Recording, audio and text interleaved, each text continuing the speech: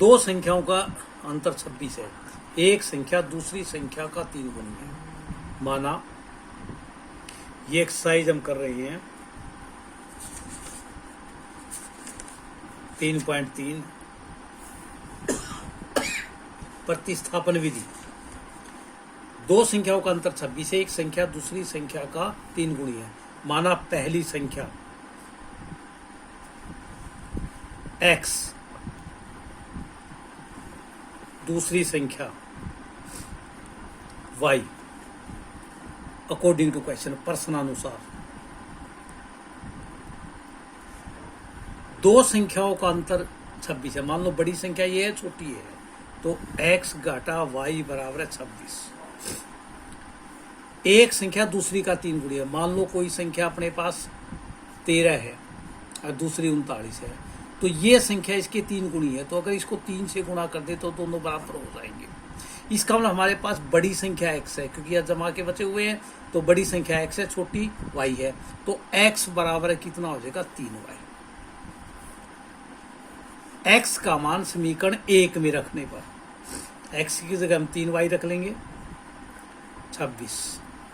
2y बराबर है 26 और y का मान 26/2 13। y का मान हम समीकरण 2 में रख रहे हैं। x बराबर है 3 गुणा 13। y की जगह हमने 13 रख दिया समीकरण 2 द्वारा। 13 तिया 39। तो अपने पास पहली संख्या 39 और दूसरी संख्या अपने पास 13 होगी।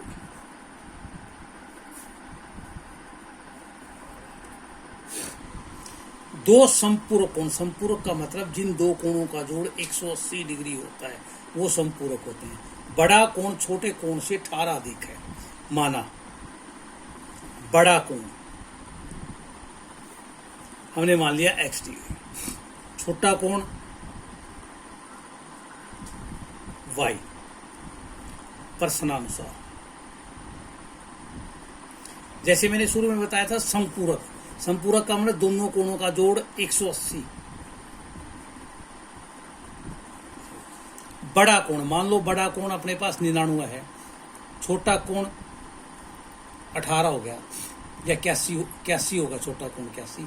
अगर 81 में मैं 18 जोड़ दूं तो दोनों बराबर हो जाएंगे। मतलब छोटे कोण में जोड़ना है। इसका मतलब जो x है, छोटा कोण क्या y में कितना जोड़ देंगे 18, ताकि दोनों बराबर हो जाएंगे। x का मान समीकरण 1 में रखने पर हम x की जगह y जमा 18 रख देंगे। हम y जमा 18 जमा y बराबर 180। y और y 2y, 18 को उस तरफ ले जाएंगे, माइनस का हो जाएगा। y बराबर है 10 में से 8 गया 2, 7 में से 1 गया 6, 162। y बराबर है 162/2, 2 8 16, 2 1 81। y का मान समीकरण 2 में रखने पर x का मान समीकरण y का मान समीकरण 2 में रखने पर y की जगह क्या रख देंगे 81। x बराबर है 81 जमा 18 99। तो बड़ा कोण 99 और छोटा कोण अपने पास कितना होगा 81। चौथा क्वेश्चन, एक नगर में टैक्सी के भाड़े का एक नियत भाड़े के अतिरिक्त चली गई दूरी का भाड़ा सम्मिलित किया गया है। 10 किलोमीटर के लिए भाड़ा 105 रुपये और 15 किलोमीटर के लिए भाड़ा 155 रुपये है। नियत भाड़ा और प्रति किलोमीटर भाड़ा क्या है। नियत भाड़े का मतलब अगर हमने कोई टैक्सी किराए पर ली है, या हमें घर उसको रखें या हम लेकर जाए उसको कहीं, तो वो नियत भाड़ा तो देना पड़ेगा, फिक्स चार्ज होता है। तो माना नियत भाड़ा x रुपये, ये भाड़ा तो लगेगा, चाहे हम टैक्सी को घर खड़ी करके रखें या हम उसको कहीं ले जाएं। तो इसका मतलब ये 100 रुपये तो नियत है, फिक्स है, तो ये तो देना ही पड़ेगा। प्रति किलोमीटर किराया, प्रति किलोमीटर भाड़ा ये अलग लगेगा। जितने किलोमीटर हम जाएंगे उसी के हिसाब से लगेगा। ये हो गया y रुपये प्रश्नानुसार। 10 किलोमीटर के लिए भाड़ा 105 रुपये दिया है। हमने x रुपये तो नियत देना है। 1 किलोमीटर का हम y रुपये देते हैं, तो 10 किलोमीटर का हमने दे दिया 10y और रुपये दे दिए हमने कितने 105। यहाँ से मैं x का मान निकालना हूँ। 105 10y को उस तरफ ले लो ये अपने पास समीकरण 1 होगी। अब 15 किलोमीटर का भाड़ा 155 रुपये, नियत तो हमने देना है। 1 किलोमीटर का वाई है तो 15 किलोमीटर का कितना दे दिया हमने, 15 वाई, और रुपये दे दिए 155। एक्स का मान समीकरण 2 में रखने पर एक्स की जगह हम ये लिखेंगे 105 घटा 10 वाई प्लस 15 वाई बराबर 155। 15 में से 10 के 5 वाई, 105 उस तरफ जाएगा माइनस का, तो 5 वाई बराबर है 50 और वाई बराबर है 50/5, कितना हो गया 10। वाई का मान समीकरण 2 में रखने पर 2 में रख लो या समीकरण 1 में रख लो, हम यहाँ 1 में रखेंगे। एक्स बराबर है 105 घटा 10 वाई था, वाई का मान 10 रखेंगे हम, 105 घटा 100 5 रुपये। तो इसका मतलब हमारे पास नियत भाड़ा 10 रुपये आ गया, प्रति किलोमीटर भाड़ा 5 रुपये आ गया। उसने 25 किलोमीटर का भाड़ा पूछा है, 25 एक्स तो देना पड़ेगा, 1 किलोमीटर का वाई है, 25 किलोमीटर का 25 वाई होगा। एक्स का मान 10 आ गया अपने पास,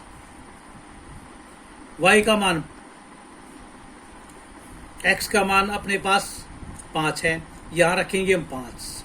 एक्स का मान अपना 5 आया और वाई का कितना है 10, यहां रखेंगे 10, तो 5 जमा 250, तो हमने 255 रुपये 25 किलोमीटर के लिए देने पड़ेंगे।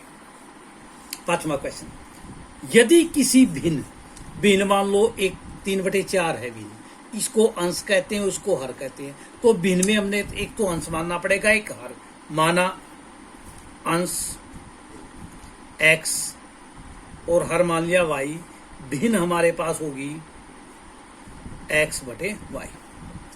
अंश व हर दोनों में 2 जोड़ दिया जाए, मैं अंश में भी 2 जोड़ रहा हूं और हर में भी 2 जोड़ रहा हूं, दोनों में 2 जोड़ दिया तो वह 9/11 हो जाती है। 9/11 बार बार गुणा कर रहा हूं, 11 किससे, 11x 11 दूनी 22, 9y प्लस 18, 11x बराबर है 22 को 9y जमा 18 घटा 22, ये हो जाएगा 9y माइनस 4। x का मान निकालना है तो बटे में क्या आ जाएगा 11। अब ये कह रहा है कि यदि अंश और हर दोनों में 3 जोड़ दिया जाए, अब अंश में भी 3 जोड़ दो, हर में भी 3 जोड़ दो, तो यह भिन्न कितनी हो जाती है 5/6। 6 की गुणा करो, हर पार गुणा 6x जमा 18, 5y जमा 15, 6x घटा 5y, 18 को उस तरफ भेजो, 15 माइनस 18, 6x घटा 5y बराबर -3। x का मान समीकरण 2 में रखने पर, यहां x की जगह में x का मान रख रहे हैं 6, 9y घटा 4/11 घटा 5y -3/1, लघुत्तम अपने पास 11 आ गया।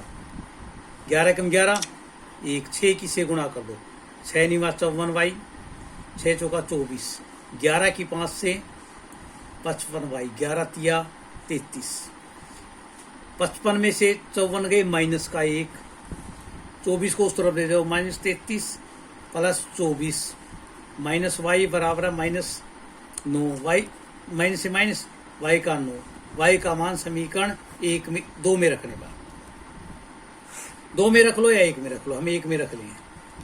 x 9, वाई का मान 9 -4/11, x बराबर है 81 घटा 4/11, 81 में 77/11, 11 से 77, तो अंश तो मेरे पास 7 आ गया और हर मेरे पास 9, भिन्न होगी 7/9।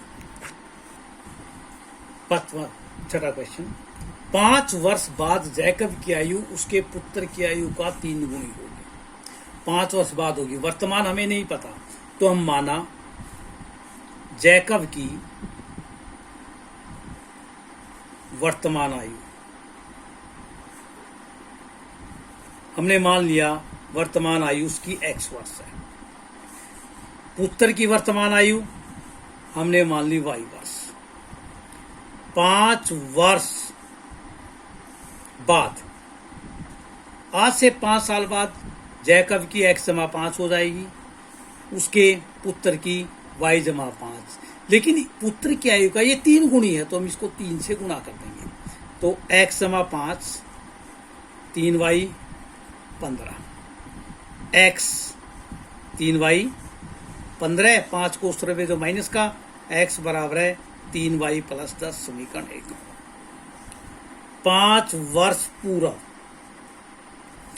पूर्व का मतलब पहले, इसमें x माइनस 5 हो जाएगा, इसमें y माइनस 5। ये कह रहा 7 गुणी है, तो पुत्र की आयु को हम 7 से गुणा कर देंगे। x minus 5, 7y minus 35। हम x की वैल्यू यहां रख रहे हैं। x की वैल्यू है 3y जमा 10 माइनस 5, 7y माइनस 35, 1 द्वारा 3y, 7y को उस तरफ ले जाओ माइनस के, 10 में से 5 गया, 5 प्लस के, उस तरफ जाकर माइनस के, 35 माइनस 5 माइनस 4y माइनस के 40, माइनस से माइनस, y का मान 40/4, 4 धाया 40। y का मान समीकरण 1 में रख दो। x बराबर 3 गुणा y,